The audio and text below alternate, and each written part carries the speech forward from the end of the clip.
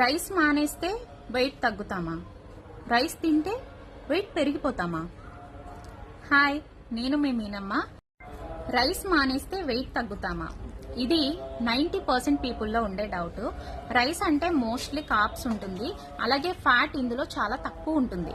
Rice మానేస్తే కాదు, అసలు ప్రాబ్లం ఏంటంటే రైస్ తినడం కాదు, రైస్ ఎక్కువ క్వాంటిటీలో తీసుకుంటూ దాంతోపాటు కర్రీస్లో ఎక్కువ ఆయిల్ వేసి ఫ్రై ఐటమ్ తీసుకోవటం, ఫిజికల్ యాక్టివిటీ లేకపోవటం.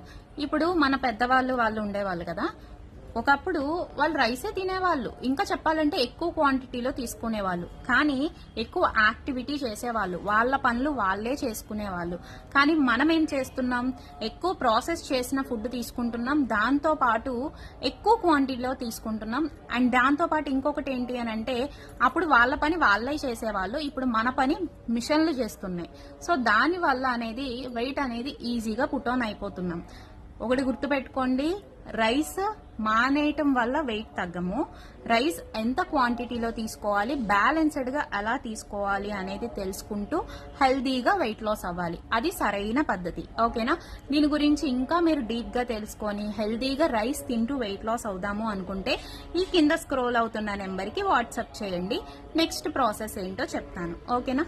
Thank you.